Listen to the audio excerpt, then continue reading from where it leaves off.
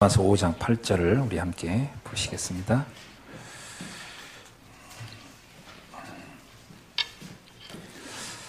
다 같이 말씀 보시죠. 우리가 아직 죄인 되었을 때에 그리스도께서 우리를 위하여 죽으심으로 하나님께서 우리에 대한 자기의 사랑을 확증하셨느니라.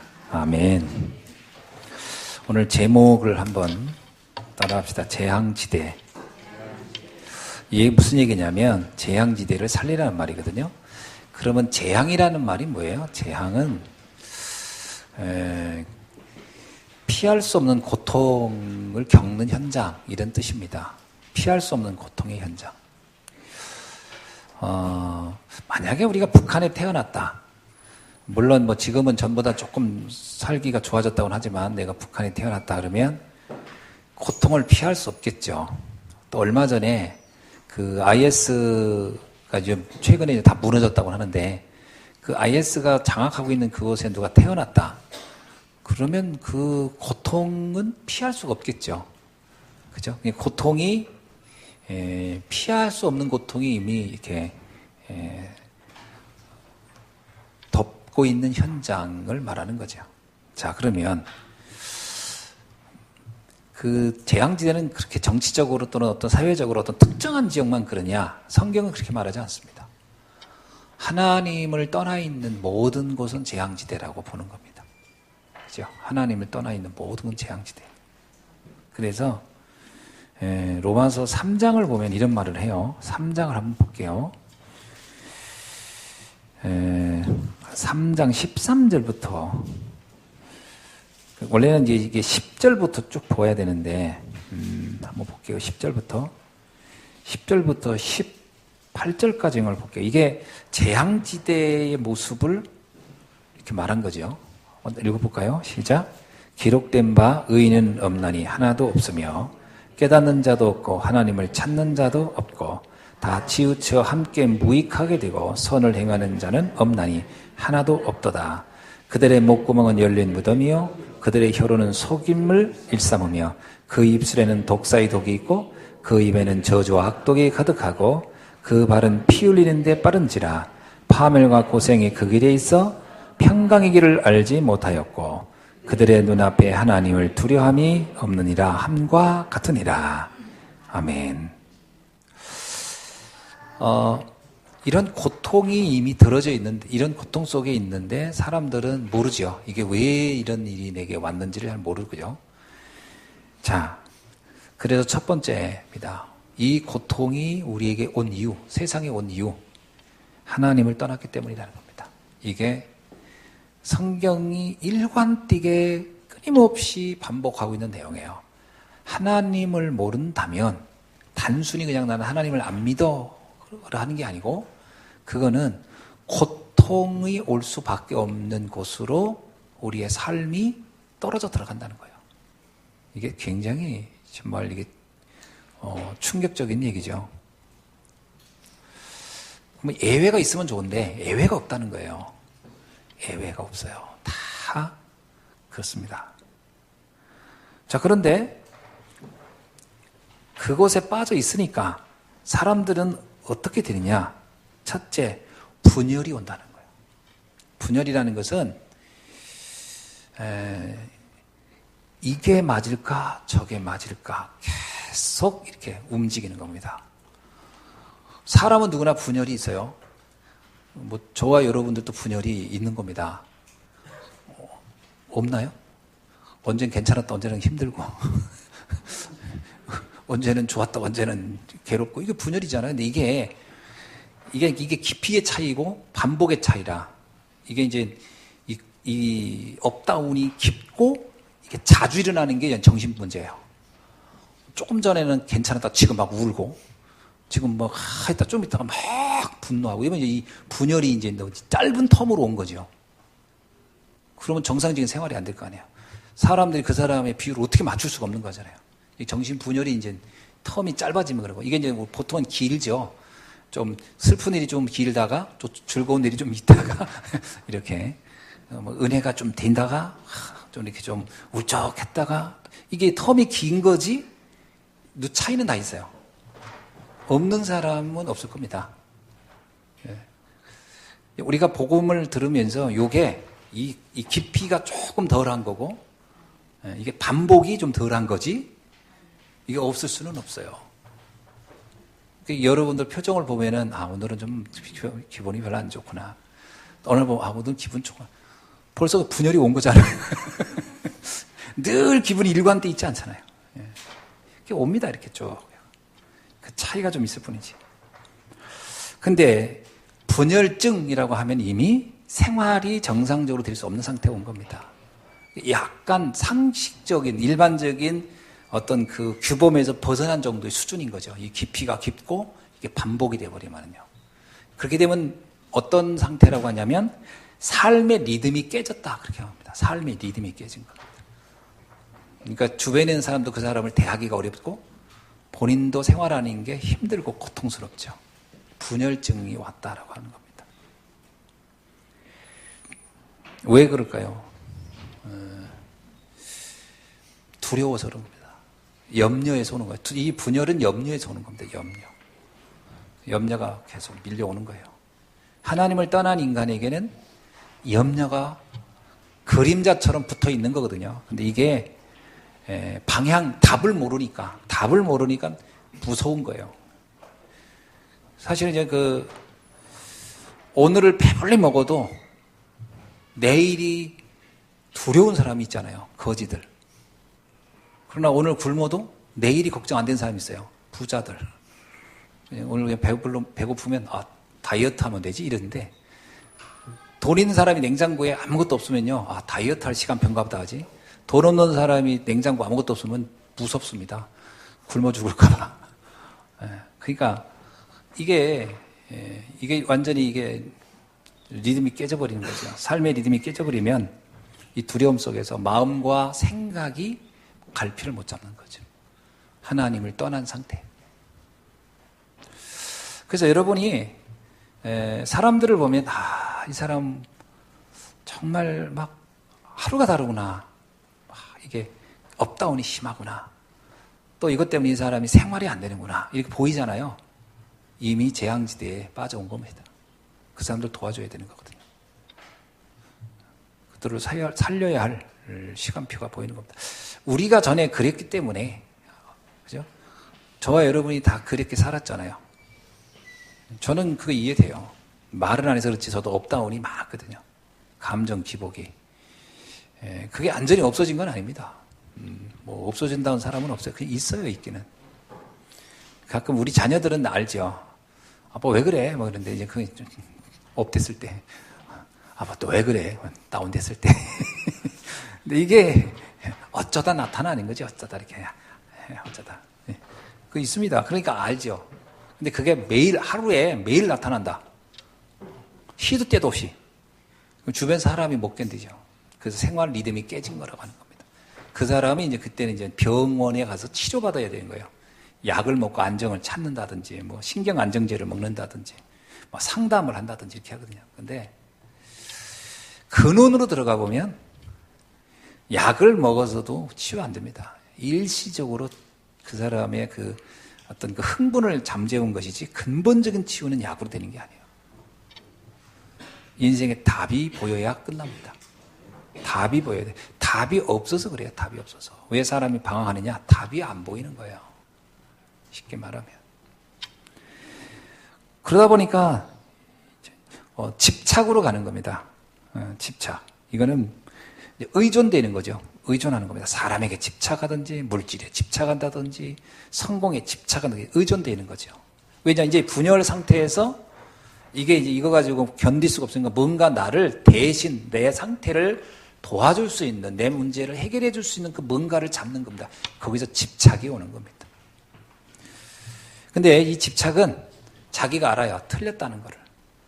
이거는 정상적이거나 올바르다고 생각하지는 못합니다. 왜냐하면 의존됐다는 것 자체가 뭔가 편한 건 아니거든요. 단지 불안해서 그걸 선택한 것 뿐이지. 자기가 압니다. 분열돼. 집착으로 그냥 가게 되죠. 틀린 것에 집착합니다. 그런데 이게 조금 시간이 지나면 중독이 돼버리는 거죠. 왜냐하면 이게 이제 나에게 체질이 돼버리고 이게 중독이 되는 거죠. 중독이 되면 그때는 빠져나오지를 못해요. 빠져나오지를 못해요. 중독이라는 건 아시죠? 어쩔 수 없는 거예요. 막 그냥 고장난 브레이크처럼 막 가는 겁니다. 그래서 본인이 합니다. 이러면 안 되는데, 이러면 안 되는데. 그러면서 그 길로 가는 거죠. 막. 그게 중독이 되는 겁니다. 중독. 이제 나의 삶이 완전 지배당해 버리는 거예요. 그래서 자기가 거기서 빠져나올 힘이 없어집니다. 중독돼 버리는 거죠. 사람들은 뭐 여러 군데 중독이 됩니다. 자, 이게 하나님을 떠난 결과인데, 그럼 어디에 주로 중독되죠? 어디에 주로 집착하죠? 사실은 엄밀하게 말하면요, 성공과 물질, 또 이것을 줄 수 있는 어떤 상황과 사람, 이런데 완전히 의존돼 버리는 거죠. 이게 하나님 떠난 데 오는 문제입니다. 그러니까 이게 점점 심해지면은 상태가 어떠냐? 점점점 황폐해져 가는 거예요. 황폐해져 갑니다. 시간이 가면 갈수록 황폐해져.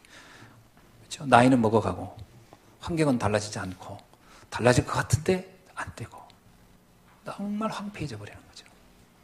하나님 떠난 데서 오는 문제입니다. 이게 놔두면 어떻게 되느냐?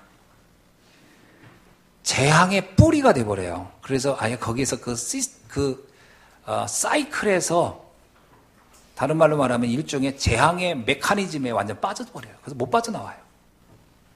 그걸 뭐라고 하냐? 나와 사단이 하나 되는 거예요.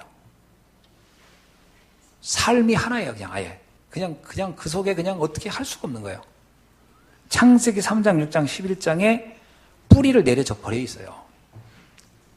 내 마음대로 하고 싶고 물질과 성공이면 될 것 같고 막 이런데 거기서 벗어나질 못합니다. 그게 나와 사단이 하나 된 거예요. 그게 다른 말로 말하면 그 반대는 뭐죠?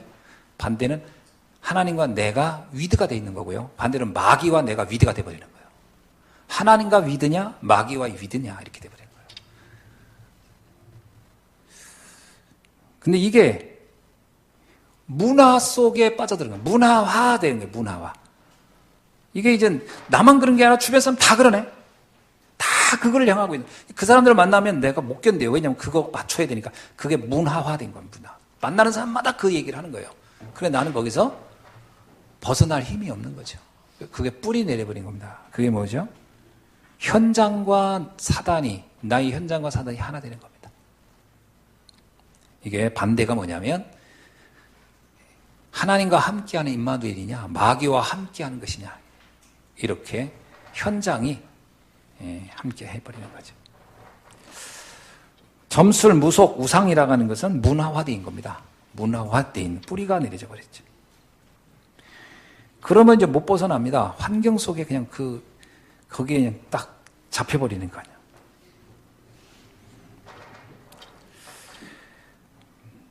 자, 여기에서 이게 좀 심해지면 어떻게 되냐? 미래와 사단이 하나 돼요. 나의 미래와. 그래서 미래를 미래가요. 그냥 더 이상 그냥 어떻게 되든 되겠지. 미래에 대해서 어떤 면에서는요, 자포자기하게 됩니다. 미래에 대한 이게 희망이 안 보이는 거죠. 미래와 사단이 하나 되는 겁니다. 이거는 오래된 문제이기 때문에 이게 쉽게 잘 안 빠져나가요. 이게 갑자기 온 게 아니고 오래된 문제라. 이게 재앙지대입니다. 불신자들을 가만히 보세요. 그 사람들의 삶의 패턴을 보세요. 오래된 문제예요. 그 집안 내대로. 부모들이 했던 것을 자녀들이 그대로 반복하고 있어요. 오래된 문제입니다. 희한하게요. 삶이 비슷하거나 더 나빠져 있어요. 바뀌지가 않아요. 희한하게 그걸 그대로 반복하고 있습니다. 그래서 숙명이라고 하죠. 운명처럼 되어버린 거예요. 이게 뿌리 내려서 그렇습니다. 뿌리 내려서. 그게 재앙지대. 거의 우리 주변에 이런 사람들이 너무 많다는 거예요. 이런 사람이 몇 프로 될까요? 몇 프로? 아까 우리 청년들한테 몇 프로냐 했더니 99.9% 이렇게 하더라고요. 그러니까 1%는 뭐 나는 아니라 이거지. 나 외에 모두. 뭐 이런. 거의 99.9%, 100%가 이런 상태에 지금 사람들이 있습니다. 여기서 사람들은 그냥 살아가는 거죠. 견디면서 사는 거죠, 견디면서. 자, 이거를 살리는 길이 있다는 거예요. 어떻게 살려야 되느냐? 살리는 건 다른 거로는 안 됩니다. 절대 다른 거로는 안 돼요. 다른 거가 없죠. 여러분도 마땅치 않잖아요. 다른 건 뭐가 있어요? 다른 게 없어요, 사실은. 젊었을 때는 그럽니다. 다른 나라를 가면 혹시 나라를 바꾸면 어떨까? 이렇게 생각도 해요. 또 내가 결혼을 잘하면 어떨까? 이 생각합니다. 대박을 그래서 인생 역전 그래가지고 막 로또 복권 하나 당선되면 어떨까? 그런 거 많이 생각하잖아요. 그렇죠? 많이 생각하죠. 근데 이 재앙지대에서는 그런 곳으로는 벗어나지를 못합니다. 빠져나오지 못해요. 말 그대로 이건 재앙이에요. 그냥 그 현장에 태어나 버린 거니까. 못 빠져나와요, 의외로. 몸부림을 치지만. 바울이 자기 인생이 그랬다는 거예요. 자기가 재앙지대에 있었다고 하는 거예요. 그래서 바울이 뭐라고 하죠? 오라 나는 공고한 자로다. 자기 인생이 아무런 희망이 안 보여요. 열심히 산 사람입니다, 바울은. 엄청 열심히 바리새인으로서 성공을 향해서 엄청 달렸는데 희망이 없어요. 답답하고 캄캄한 거예요. 바울의 인생에는 사실 그렇잖아요. 바울이 아무리 뛰고 날뛰어도 자기는 식민지 백성이야. 로마가 다 다스리는 거기서 뭐 잘해봐야 뭐 얼마나 하겠어요. 그리고 식민지 백성으로 로마에 아부하면서 해봐야 행복한 것도 아니에요. 여러분 일제시대 때 친일한 사람들 행복했을 것 같아요? 자꾸 우리 보고 친일한 사람들 잡아 죽여야 된다고 막 그러는데 그 후손들 다 그 사람들은 얼마나 괴로웠겠어요. 그거 나라를 배신하면 그 자체가 행복한 건 아니에요. 나름도 어떻게 살아보려고 몸부림친 것 중에 그렇게 선택한 거지. 그죠?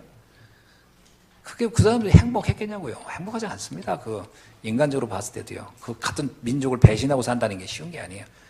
벌은 이미 그때 봐버린 거예요. 인간적으로 말하면. 그러니까 뭔가 이 바울 자신도 사실은 이게 너무 고통스러웠던 거죠. 근데 어느 날 바울이 그 어떤 거로도 이것이 해결이 안 되는데 해결을 경험했어요. 복음을 아는 순간이었어요.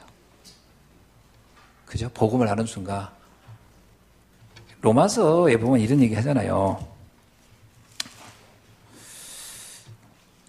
7장 24절 25절 보세요. 24장 25절 보면요. 오호라 나는 곤고한 사람이로다. 이 사망의 몸에서 누가 나를 건져내랴. 아무도 지금 바울의 상태가 지금 사망 상태에 있다고 본 거예요. 자기가 이미 죽어가고 있다고 본 거예요. 이게 뭐 재앙지대에 빠진 거죠. 근데 25절이 뭐라고 하나요? 우리 주 예수 그리스도로 말미암아 하나님께 감사하리로다.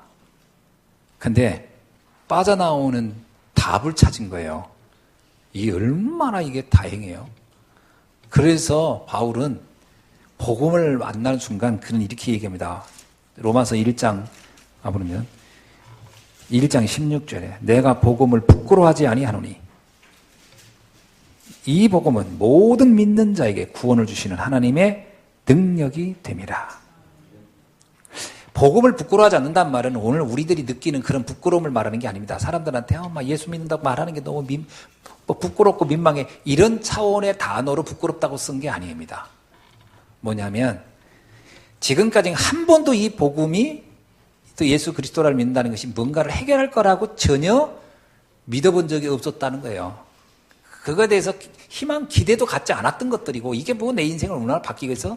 라고 했던 거. 그거에 대해서 내가 이제 알게 됐다는 거예요. 이제 믿는 모든 자에게 구원을 주시는 하나님의 능력임을 알았다 이 말이죠. 그래서 오직 복음 이것만 이 재앙지대에서 빠져나오게 한다. 아멘입니까? 예. 그래서 우리가 보여야 돼요. 뭐가 보여야냐면 로마서 3장 10절에 의인은 없나니 하나도 없다. 이게 한 명도 예외 없이 재앙지대에 있구나 사람들이. 이게 보여야 되고요. 로마서 3장 20절 그래서 누구도 어떤 사람도 영광스러운 삶이 존재하지 않는구나. 이게 보여야 되는 거죠. 그래서 하나님께서 우리에게 우리가 죄인 되었을 때, 우리가 재앙에 빠졌을 때 그리스도를 우리에게 보내셨다는 거죠. 그것만이 나를 이 저주와 재앙에서 빠져나온다. 사실 저도 가만히 보면 이 복음 알기 전에는요, 저 인생이 굉장히 답답했었던 것 같아요. 그래서 그 인생 자체가 암울했다라고 딱 느껴져요. 그렇다고 무슨 매일 굶었냐 그것도 아니에요. 단지 내가 어디를 향해서 뭐 하면 살아야지 이게 안 보였던 것 같아요. 마치 그 터널에 속에 있는 것 같이 땅 속에 마치 묻혀 있는 것처럼 온통 세상을 회색빛이고 뭘 어떻게 해야 될지 모르고 살았던 것 같아요. 그러니까 사람이 굉장히 이상해지더라고요. 되게 이상해졌어요. 그거 뭐냐면 뭐든지 이렇게 누가 좋다 그러면요 막 가가지고 막 둘러보고 막 해보고 싶고 그게 왜 그러냐면 그게 좋아서가 아니라 이 답답함을 벗어나고 싶어서 막 그랬던 것 같아요. 그래서 늘 무거웠던 것 같아요. 늘 무거웠던 것 삶이. 뭔가 늘 두렵고 불안하고 초조하고 사람에게 굉장히 저도 집착했던 것 같아요. 사람에게 집착했던 것 같아요. 옛날에 보면 제가 사람에게 진짜 많이 집착했다는 거를 많이 느껴요. 그러니까 이게 그 사람들에 대한 그런 부분도 내가 그래서 이해돼요. 집착하는 사람도 보면 옛날에 내 모습이구나. 내가 저랬는데 그게 보이는 것 같아요. 집착하고 막 그러면. 그래서 뭐라고 비난할 수는 없어요. 왜? 내 모습이니까. 내가 그렇게 살았으니까. 근데 어느 날 그리스도 제가 알고 나서 그 요한복음 8장 32절에 있는 말씀 그대로 진리를 알지니 진리가 너를 자유케 하리라. 너무 자유로워진 것 같아요. 진짜 뭐라고 표현할 수가 없어요. 아까도 그런 얘기 했는데 세상을 보면서 늘 부럽고 질투하고 열등감 느끼고 그런 살았더니 그게 얼마나 무거운 삶이겠어요, 그게. 친구들 모임을 이렇게 하잖아요. 모임을 하면 친구들이 이제 제가 목회하고 얼마 있다가 이제 친구들이 모여서 근데 많이 모였어요. 근데 딱 두 파로 나눠지더라고요. 봉고차 끌고 온 파, 승용차 끌고 온 파. 그래서 봉고파, 승용파 이렇게 딱 나눠지더니 더 웃기는 게 뭔지 알아요? 그 모임에서 승용차 끌고 온 친구는 승용차 끌고 온 끼리 얘기하고요. 봉고차 끌고 온 친구는 봉고차 끌고 온 친구를 얘기하더라고요. 그게 이제 그 사회 배경 가지고 이제 그때 나도 봉고차 끌고 갔었거든요. 희한하게 봉고파에 있으니까 승용차파에 못 가겠는 거예요. 쪽팔려가지고. 목회 성공이 실패가 그거로 좌우되는 거지. 그러더니 얼마 있다 내가 승용차가 생겼어요. 그리고 갔어. 그랬더니 봉고차 파 아무도 안 왔어. 왠지 아세요? 이미 쪽팔려서 못 간다는 거야, 이제 자기들이. 그 파가 다 사라지고, 봉고차 파는 사라지고, 승용차 파가 만들어졌어요. 이게 인원이 절반으로 줄어들더라고. 근데 승용차 파가 또 나눠져요. 고급 승용차 파, 안 좋은 승용차 파가 나눠져. 얼마나 웃기냐면요. 그때 도고 온천 어디서 만났는데, 안 좋은 승용차 끌고 온 친구는요, 멀리 주차장에다가 차를 세우고 걸어와요. 왜 걸어오냐? 운동한다고 그래요. 차 보여주기 싫어서. 그리고 승용차 좋은 걸 끌고 온 친구, 그 도고 호텔 질 앞에다 딱 세워요. 이렇게 레벨이 눌려. 고급 승용차 타고 온 친구가 모든 모임 주도를 다 해. 나머지 애들은 가만히 쭈리 앉아서 쳐다보고. 세상에 이거로 완전히 눌려버리니까 어깨가 얼마나 무거운지 거기 앉아있는데 숨 차더라고. 이 무거움에, 이 분위기 무거움에 그것도 감당이 안 되더라고. 속으로 해서 내가 죽으면 다시는 안 한다 이건데. 신기하죠. 그 친구들 모임에 이런 어떤 모임의 소식 이런 거 받고 싶지도 않아요. 받고 싶지도 않았어요. 왜냐? 눌려. 세상이 온통 그런 것으로 돼 있으니까. 지나가다 큰 교회를 보면요, 괜히 이렇게 질투하고 비난하고 저놈들은 분명히 나쁜 짓 해서 이렇게 부자가 됐을 거야. 부흥을 시켰을 거야. 저거 분명히 나쁜 짓을 했어. 저거 정상적으로는 저렇게 될 수가 없어. 뭐 이런 식으로 비꼬거나 그렇게 하고. 왜 그렇죠? 인생에 대해서 내가 지금 분열되어 있는 거고요. 뭔가 집착되어 있고 중독되어 있는 거예요. 거기서 빠져나오지 못하게 분노, 막 억울함, 비교의식, 열등감 이게 막 꽉. 이게 문화화되어 있어요. 사단과 내와 나가, 현장과 내, 사단이 다 나의 삶 전체가 완전히 호전일체화되어 있는 거예요. 그러니까 삶이 어떻겠어요? 완전 무너져 있는 거예요. 정상적인 생활을 할 수가 없죠. 그 뭐 TV 이렇게 보다가 그 뭐 좀 뭐 누가 성공한다 그러면 나는 뭐 하고 있지 지금. 친구 중에 굉장히 성공한 친구 나타나면 막 굉장히 걔 학교 다닐 때 걔 어떻게 했더라 뭐 이러면서 걔 분명히 공부도 제대로 안 했는데 어떻게 저렇게 했니? 쟤는 분명히 장모님, 장인어른 아니면 자기 부모님이 덕을 봤을 거야 뭐 이러면서 안 좋은 시나리오를 그려버리고 막 그러다가 어떤 날 딱 안 되잖아요. 잘못했다 그러면 내 그때 알아봤어. 승용차 끌고 올 때 내 봤어. 교만하더니 잘 망했어. 뭐 이런 식으로 해석하고 싶은 거지. 인생이 너무 무거운 거예요. 세상을 보면서 흑암에게 완전 잡혀 있는 거죠. 그게 정상입니까? 비정상이지. 어느 날 복음을 딱 알고 나니까 가치가 달라졌어요. 복음 외에 그것이 그렇게 중요하게 보이고 그렇게 대단해 보이던 그게 너무 가볍게 보이죠. 난 바울의 말이 고백이 돼요. 빌립보에서. 세상의 것이 배설물처럼 보였다는 말이 이해돼요.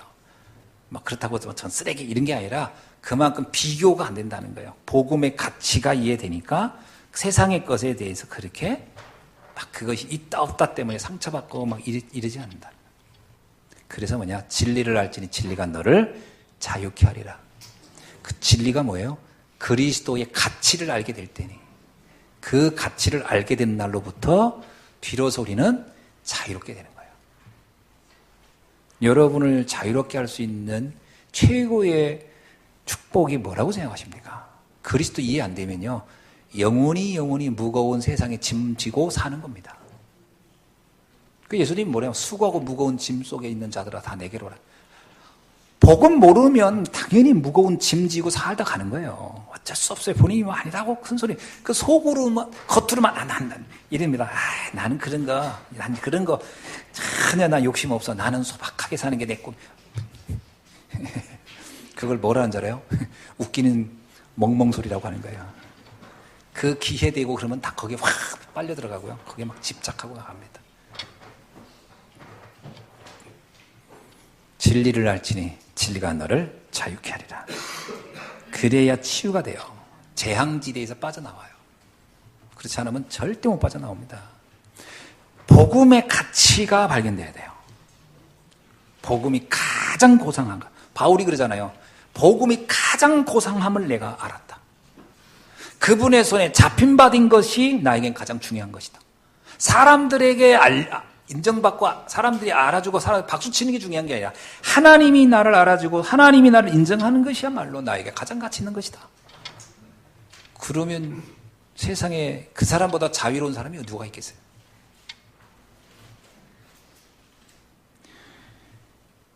로마서 8장 2절에 뭐냐? 성령의 생명의 법이 죄와 사망의 법에서 너를 어떻게 했다? 해방시킨 것이구나. 그렇게 믿어지십니까? 해방된 거라고. 또 하나요. 31절로 39절에 뭐라고 나옵니까? 이 하나님의 사랑에서 끊을 자가 아무도 없느니라.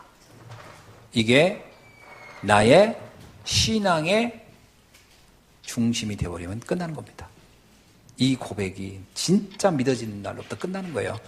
짐은 그때 사라지는 거예요. 내 어깨를 그렇게 눌렀고 짓눌렀던 세상의 짐이 누가 눌러준 게 아닙니다. 내가 스스로 갖다가 쌓아놓은 거지. 그 비교와 열등감 속에서 쌓아놓은 거지. 그거를 벗어버리는 겁니다. 그러면서 진짜 내가 살아야 할 가장 중요한 가치가 보이죠. 야, 이 복음을 위해서 하는 것이 가장 위대한 삶이구나. 아멘. 이번에 유 목사님이 무슨 기도문을 올린 걸 봤어요. 이렇게 써있더라고. 하나님의 위대한 일을 위하여 헌신하는 전도자가 되기를 원합니다. 이렇게. 하나님의 위대한 일이 뭐겠어요? 복음과 전도를 위해서 하는 삶이 가장 위대한 삶이에요. 그렇게 믿어지십니까, 여러분? 그게 가장 나의 위대한 삶이라고 믿어져야 돼요. 그래야 자유로워져. 아멘. 재앙지대에서 빠져나오는 방법은요, 부귀 영화를 걷어서 빠져나오는 게 아닙니다. 절대 못 빠져나와요. 복음의 가치, 구원의 감격이 깨달아질 때 그 재앙지대에서 빠져나오는 거예요. 그럼 다른 사람을 어떻게 치유하겠습니까? 이 가치를 알도록 도와줘야 그 사람의 재앙지대에서 빠져나오는 거예요. 그렇지 않는 한 영원히 재앙지대에서 못 빠져나옵니다. 빠져나올 수가 없어요. 그거는 누가 만든 게 아니라 자기가 만들었기 때문에. 그 재앙을 사단이 던져놓은 그 여러 가지 유혹을 자기가 다 갖다가 자기에 쌓아놓은 거기 때문에 이걸 어떻게 누가 해줄 수 없는 거예요. 자기만 할 수 있어요. 복음으로 결론 내는 순간 그 무거웠던 짐들이 사라져버리는 겁니다. 그 전에는 안 사라져요, 절대. 아멘. 우리 옆 사람한테 서로 좀 확신 있는 격려를 줍시다. 복음의 가치를 누립시다. 한마디 더 하세요. 예, 이제 세상 것 가지고 시달리지 맙시다. 너무 시달리고 살죠? 옆 사람한테 하세요. 이제 그만 시달리세요. 이렇게. 한 번 더 하세요. 이제 오늘로 끝냅시다. 너무 시달려요. 여러분, 정말 시달리면요, 얼굴부터가 이그러져요. 시달리기 때문에. 그래서 그 예쁘고 멋지고 아름다운 얼굴이 다 근심으로 그늘이 탁 진다니까요. 무거워가지고. 여러분, 여기다 돌덩이 이고 있는 사람 표정 어떻겠어요? 내가 돌덩이를 들고 있어. 그 사람이 웃으면서 이런 사람이 아무도 없어요. 그걸 견디기 위해서 온갖 인물이 다 찌그러져. 그래서 내 인생에 무거운 짐이 있으면 모든 부분에 문제가 오는 거예요. 모든 부분에. 자, 말씀을 결론을 맺습니다. 첫째입니다. 말씀이 정리가 돼야 돼요.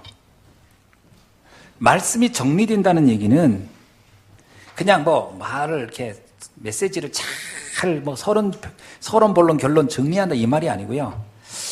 인간의 문제가 무엇이며 이 문제가 어떻게 왔으며 이것이 나에게 어떻게 영향을 주고 있으며 여기서 빠져나오는 건 뭐지? 라고 하는 이 복음에 대한 이 메커니즘, 이 영적 문제와 그 문제의 해결의 메커니즘을 내가 정리를 하고 있어야 돼요. 정확하게. 이런 거였구나. 이걸 이해돼야, 이거 다 이해돼야 됩니다. 말씀을 딱 들으면서, 저 말이지, 이렇게 이해돼야 돼요. 저는 처음에, 제가 복음 듣고 나서 처음에 유 목사님 훈련받으러 다닐 때요, 유 목사님 설교가 이렇게 듣는데 너무 어려운 거예요. 그리고, 나하고는 아무 상관없는 얘기 같아요. 너무 막 단어도 어렵고, 내가 평상시에 고민하지도 않은 말들을 쓰고, 내가 언제 62가지를 어떻게 그걸 다 생각하고 삽니까? 62가지가 어떠니, 감난산 간로리산 아까다고 그게 나오고 뭔 상관있어. 나 지금 죽겠는데. 예를 들면 이런 식이라는 게 단어와 내 삶이 연결이 안 되더라고. 그래서 들으면서도 어떻게 정말 너무 피곤하고 어렵고 그 포럼하라면 할 말도 없었어요. 진짜 나 포럼하라면 진짜 할 말이 없어가지고 내가 옛날에 여기 그 임마누엘 천안교회 차 타고 핵심을 서울로 다녔잖아요. 그 차를 내가 돈이 없어가지고 그 차 늘 빌려 탔어요. 그 교통비가 너무 많이 들어가지고 그 차 빌려 타고 가면 그 성도들이 또 포럼을 얼마나 극성스럽게 하는지 우리 성도님들 포럼은 그냥 편안하게 해, 그냥 이렇게. 근데 그분들은 막 완전히 그 지구를 들었다 놨다 하는 것 같아.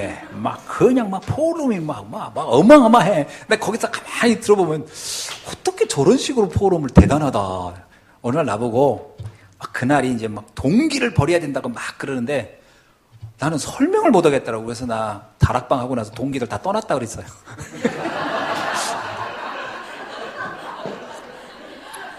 동기 다 떠나가지고 나 동기 완전 버렸다 그랬더니 거기 있던 사람들 막 웃더라고. 그러면서 목사님 그렇게 포로 재밌게 하니까 너무 좋아요. 본인들이 지금 본인도 뭔 말인지 모르고 포럼하고 있었던 거야 다. 무조건 어렵게 하고 막 무조건 못 알아듣는 얘기를 하면 서로 막 하고 있었던 거야. 하도 나도 못 알아들어가지고 난 동기 다 버렸다고 내 친구들 다 떠났다고 그랬더니 막 웃더라고. 그렇게까지 이 포럼을 한다는 게 되게 어려웠고 뭔 말인지 못 알아듣겠더라고요. 근데 말씀을 계속 듣다 보면 정리가 되는 거야. 뭐가 자유로운 것이며 뭐가 문제며 어떻게 내 인생이 어떻게 된다는 거구나. 이게 쫙 이게 보이더라고요. 그러니까 너무 자유로운 거예요. 사실 저는 말씀 들으면서요, 이렇게 막 저 꼭 알아들어야지 막 이런 거 없습니다. 못 알아들으면 그냥 패스합니다. 왜? 어차피 지금 내 귀에 안 들리게끔 하나님이 주신 거니까. 알아듣는 것만 난 정리합니다. 알아듣는 것만. 근데 감사하게도 요즘은 못 알아듣는 말이 없어서 너무 많이 들을 게 많아서 문제인데, 이렇게 다 웬만하면 다 알아듣겠더라고. 뭔 말이신지. 무슨 의도로 저렇게 하는지 알겠다. 근데 한 가지 결론이 뭐냐면, 내가 복음 안에 있다는 게 참 행복하구나. 이 부분이 정리가 되는 거예요. 말씀 정리. 두 번째는 기도 정리입니다. 기도 정리는 뭔지 아냐면요. 기도 정리는 이겁니다. 홀로 있을 때 무너지지 않는 겁니다. 말씀 정리는 문제, 사건이 어떤 일이 일어나도 그 말씀이 그 문제, 사건을 재해석할 수 있고 재적용할 수 있도록 이 말씀이 내게 힘이 되는 거라면, 기도 정리는 뭐냐면요. 그 상태로 인해서 내가 홀로 있을 때 행복한 겁니다. 근데 기도 정리가 안 되면 어떠냐? 말씀은 막 기가 막히게 정리도 하고 막 포럼도 해요. 그런데 혼자 있으면 울적해지는 거예요. 그 기도 정리가 안 된 사람이에요. 그런 경우 많습니다. 이렇게 우리 같이 모여서 예배 드리고 같이 집회 다니고 막 이럴 때는요, 막 될 것 같거든요. 그래서 집에 혼자 가만히 있으면은 울적해지고 우울해지고, 그리고 말씀 이렇게 들어도 별로 뭐 감동도 안 오고, 그리고 또 뭐 유목사님 맨날 그 말이지 뭐, 그리고 이게 듣는 게 매너리즘에 빠진 것 같이 느껴지고, 그렇죠? 그러면 기도 정리가 안 된 거예요. 기도는 뭐냐면 구원하신 하나님이 지금 성령으로 나와 함께하고 나의 인생을 이끌어 간다는 것에 대해서 내가 행복하고 감사한 겁니다. 그게 기도 정리예요. 기도 정리는 혼자 되면 혼자 될 수 있어요. 기도 정리의 핵심은 홀로 행복해야 됩니다. 홀로 행복한 사람이 많지가 않더라고요. 세 번째는 전도 정리입니다. 전도 정리가 되어야 환경이 바뀌기 시작합니다. 여러분, 내가 전도가 정리됐다는 얘기는 뭐죠? 주변의 사람들에게 영향을 미치기 시작한다는 거예요.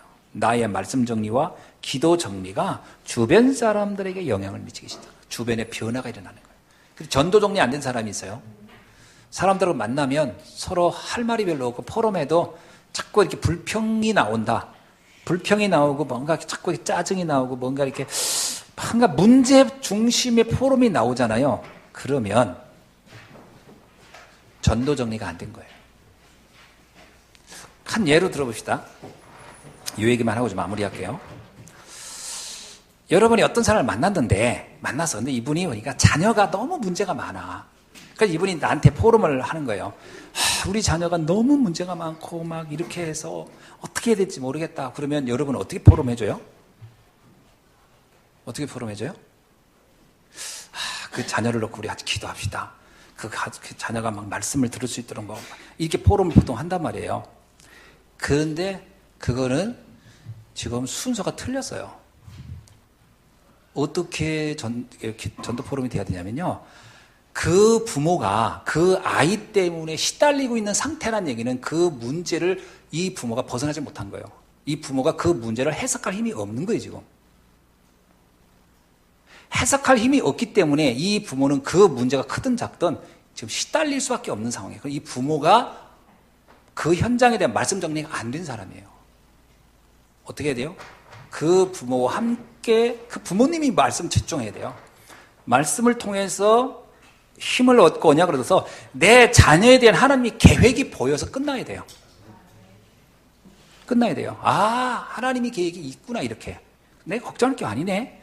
이렇게 돼 그 문제가 해결되기 시작합니다. 근데 보통 뭐냐면 문제 자체를 해결하려고 그러는 거예요. 우리 아이가 이런데 이거 어떻게 해결할까요? 문제에 집착하는 거지. 거기에 대한 하나님의 숨겨진 계획을 보는 게 아니라 계획 안 보입니다.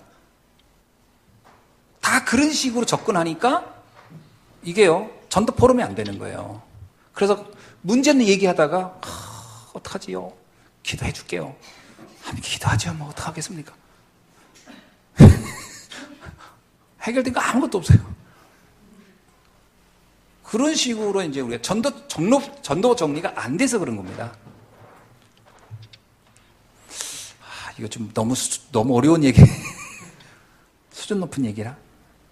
예를 들면 자폐 아이가 있다고 합시다. 그럼 우리는요, 이렇게 합니다. 그 자폐 아이가 막 기도 열심히 하고 빡시게 하면 어느 날 나을 겁니다. 이렇게 하면 끝이 안 나요. 그 부모가 자녀의 자폐에 대한 언약을 확실히 잡을 때까지 해줘야 돼요. 그래서 부모가 자녀로 인해서 더 이상 문제가 되지, 우리 아이 자폐 문제는 문제가 되지 않는다. 그렇게 이 부모에 대한 하나님의 위대한 계획이 나타나기 시작하는 거예요. 그래야 그 자녀를 대하는 자세, 자녀한테 메시지 하는 거, 이게 이 부모부터가 달라져요. 부모 입에서 나오는 말이 달라진다니까. 근데 자칫 잘못하면 문제를 붙잡고 매달리고, 그럼 부모가 어떤 게요? 하나님, 우리 아이 왜 안 고쳐줍니까? 언제까지 고쳐줄 일을 겁니까? 우리한테 왜 이런 시련을 줍니까? 왜 연단을 주십니까? 이럴 바면 나를 죽여주시옵소서. 뭐 이래. 우리 둘이 그냥 목숨을 끊어버리겠습니다. 이렇게 나간다니까, 나중엔요. 문제에 집착했기 때문에 그런 거예요. 거의 우리 전도 정리를요, 문제에 집착하는 쪽으로 간다니까. 문제 해결해 달라고. 애화가 아주 무궁무진해서 다 못해요. 우리는 이렇게 속는 거다. 하나님의 계획을 보는 쪽으로. 아멘. 예. 전도 정리입니다.